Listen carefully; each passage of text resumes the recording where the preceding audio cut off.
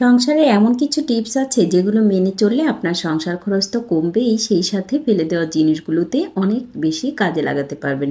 তো চলুন বন্ধুরা, যে ফেলে দেওয়া জিনিসগুলো কিভাবে কাজে লাগাই আপনাদের সাথে শেয়ার করি। প্রথম টিপসটি হলো ডিম নিয়ে, ডিমের খোসা নিয়ে। তো ডিম আমরা অনেকেই খেয়ে থাকি, দেখা যায় এমন কোনো দিন নেই যে ডিম খাওয়া হয় না, কিন্তু খোসাগুলো কী করে ফেলে দিই। আজকের পর থেকে ডিমের খোসাগুলো অবশ্যই আপনারা ফেলে দিবেন না। তো সেটা কী কাজে লাগাবেন সেটাও বলে দিচ্ছি। তো এই ডিমের খোসা অনেক বেশি কাজে লাগানো যায়। প্রথমত আমরা যে ব্লেন্ডারের জার ব্যবহার করে থাকি, সেই জারের যে ধারালো অংশটা বা কাটারটা, সেটা কিন্তু অনেক সময় ধারালোটা নষ্ট হয়ে যায়। তো ডিমের খোসা যদি ব্লেন্ডার করে নেন, ব্লেন্ডারের যে কাটারটা সেটা তো ধারালো হবেই, সেই সাথে এই খোসার গুঁড়াগুলো অনেক বেশি কাজে লাগবে গাছের যত্নের ক্ষেত্রে।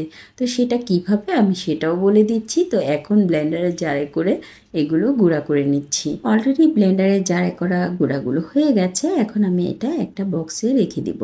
এগুলো বক্সে যত্ন করে রেখে দেওয়ার কারণটাও আমি বলবো।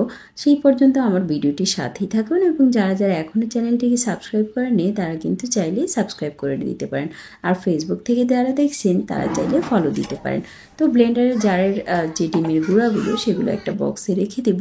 তো যখন যে গাছে প্রয়োজন সেই গাছে দিলে দেখা যায় গাছের ফলনও ভালো হয়। তাছাড়া ফুল গাছ, ফল গাছ, সব গাছের গোড়ায় কিন্তু এটা সার হিসেবে দিতে পারবেন। অনেক বেশি কাজে লাগে এই ডিমের যে খোসার গুঁড়া সেটা। সেই সাথে ব্লেন্ডারের জারের যে ধারালো অংশটা বা কাটারটা, সেটা কিন্তু অলরেডি ধারালো হয়ে গেছে। দেখতেই পাচ্ছেন কতটা ধারালো হয়েছে। তো এখন গাছের গোড়ায় আমি দিয়ে দিব। বিশেষ করে মানি প্ল্যান্ট জাতীয় যে গাছগুলো, সেগুলো কিন্তু অনেক বেশি গ্রোথ হয়, ভালো হয়। সবুজ সবুজ একটা ভাব থাকে গাছে যদি এই ডিমের খোসার গুঁড়াটা দেওয়া হয়। তাছাড়া ফল গাছে দিলেও সেটা ফল ধরে। সংসারে সবচাইতে গুরুত্বপূর্ণ যে জিনিসটা সেটা হলো ভাত খাওয়ার প্লেট। তো আমি আমার বাসার যে সবচাইতে পুরনো সেই প্লেটটাই নিয়ে নিয়েছি আপনাদের দেখাবো বলে। তো কি দেখাবো আমি বলে দিচ্ছি। মেলামাইন কিংবা যে কোনো প্লেটে দেখা যায় যে দাগ পড়ে যায়, লালচে একটা ভাব হয়ে যায় ব্যবহার করতে করতে।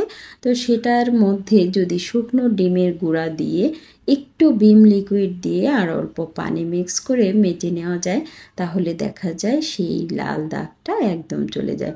এখন অল্প একটু ভিম লিকুইডের যে লিকুইডটা সেটা দিয়েছি, আপনারা চাইলে ভিম লিকুইডের গুঁড়াও দিতে পারেন বা সাবানটাও দিতে পারেন। এখন অল্প একটু পানি নিয়ে নিয়েছি। এটা মিক্স করেই যে ডিমের খোসাটা থাকে সেটা খুব সাবধানে মেজে নিতে হবে, যেন হাতের কোনো সমস্যা না হয়। খুব সাবধানে কাজটি করবেন। তো এইভাবে যদি ডিমের খোসা দিয়ে আপনি প্লেট, যে কোনো লাল প্লেট বা মেলামাইনের বাটি বা যে কোনো কাপ দাগ হয়ে থাকে, তাহলে এইভাবে মেজে নিলে সেটা ম্যাজিকের মতো কাজ করবে।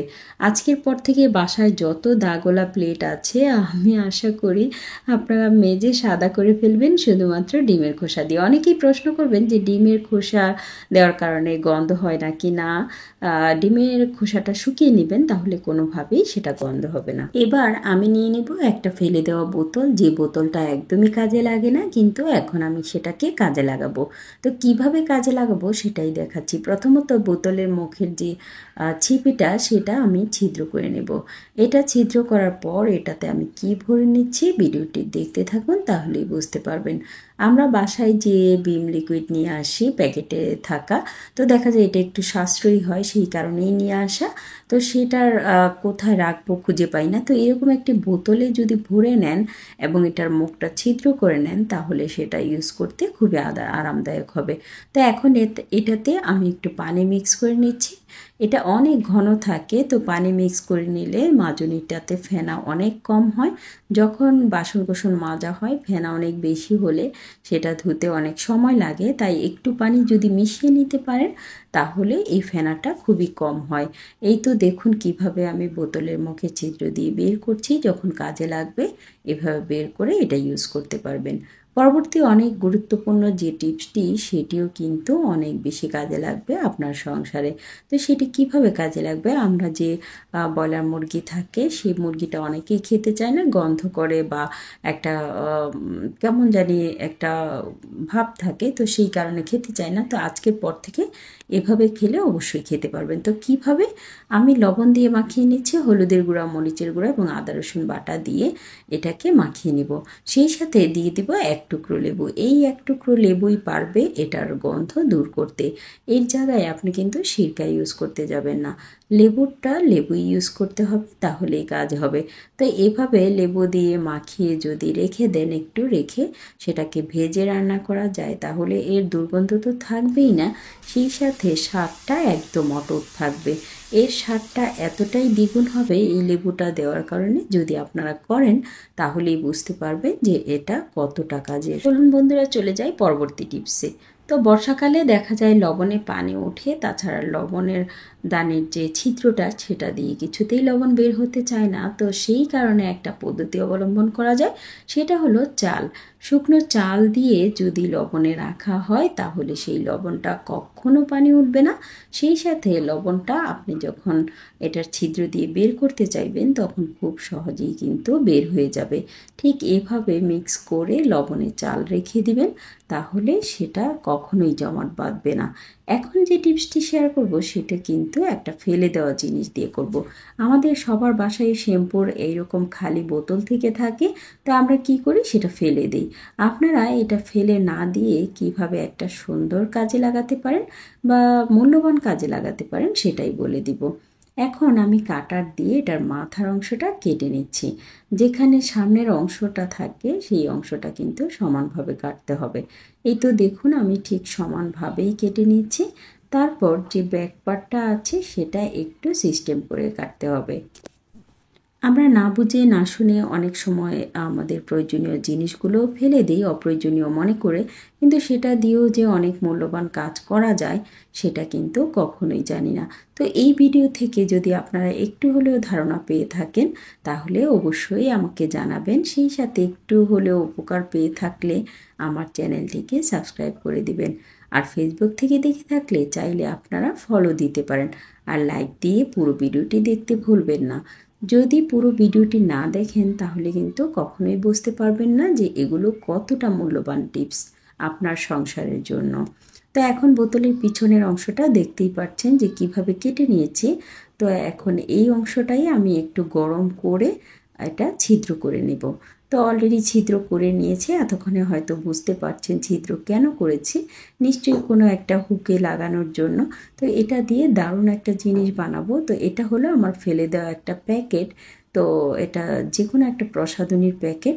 তো এই প্যাকেটটা গোল্ডেন কালার ছিল, তাই আমি সেটা যত্ন করে রেখেছি যে আপনাদের সাথে কোনো একটা জিনিস বানিয়ে দেখানো যাবে সেই জন্য। তো এখন এটাকে একটু সিস্টেম করে কেটে নিচ্ছি, মানে স্কোয়ার শেপ করে ছোট ছোট আকারে। তো এটা কেটে নেওয়ার পর একটা বাটিতে রেখে দেব। তারপর একটা আঠাওয়ালা কাগজ নিয়ে নিব, এটা আমি কিনে এনেছি। তো এটাকেই আমি সিস্টেম করে কিভাবে কাজে লাগাই আপনারা দেখুন। তো এটাকে লম্বালম্বিভাবে কেটে নিয়েছি। এই কাগজগুলোর নিচে কস্টেপ লাগানো থাকে, সেটা আপনারাও জানেন ভালোভাবে।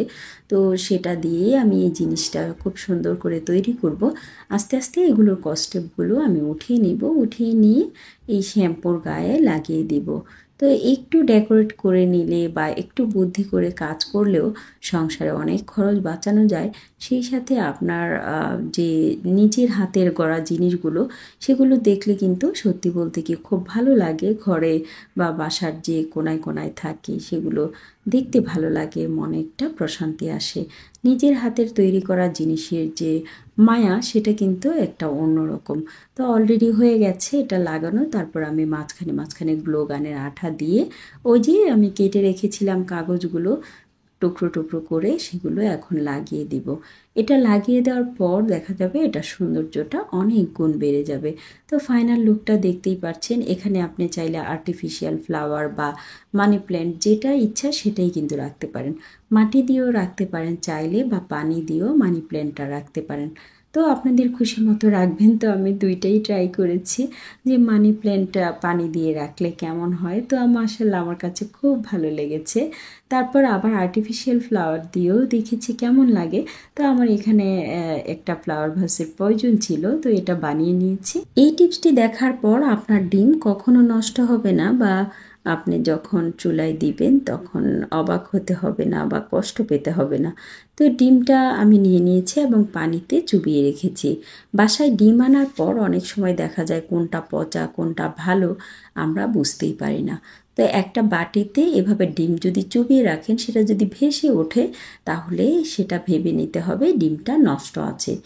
আর যদি ডিমটা ডুবে যায় তাহলে আপনি মনে করবেন ডিমটা ভালো আছে। চাইলে এভাবে চেক করে ডিমটা রাখতে পারেন, এতে করে কোনটা ভালো মন্দ বুঝতে তো পারবেনই, সেই সাথে কোনো প্রকার ঝামেলায় পড়তে হবে না।